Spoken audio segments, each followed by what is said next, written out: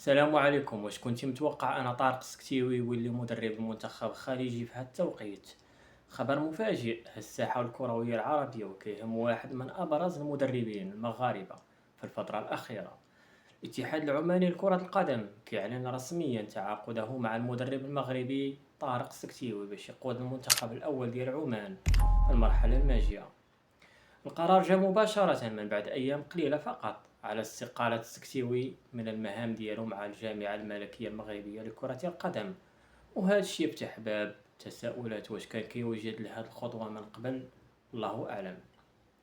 السكتيوي ماشي اسم عادي، بل كان مرشح بقوة باش يشد تدريب المنتخب المغربي الأول، خصوصا بعد الحديث على إمكانية تعويض المدرب وليد الركراكي. ولكن بعض التفاصيل اللي ما تشرحوش بشكل واضح خلى طارق ما يكونش على رأس المنتخب الوطني، وهذا الشيء خلى الجامعة تمشي في خيار آخر وتعين محمد وهبي كإطار وطني للمنتخب المغربي.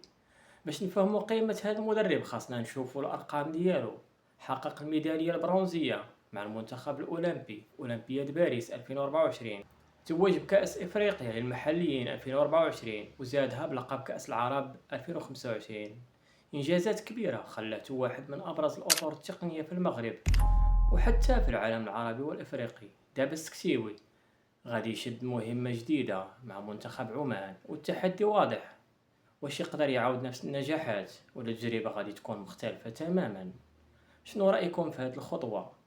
واش السكتيوي غادي ينجح مع عمان ولا كان خاصو يبقى في المغرب؟ كتبوا آراءكم في التعليقات وما تنسوش دير لايك وسبسكرايب باش توصلكم أخبار كرة القدم العربية. نشوفكم في فيديو جديد.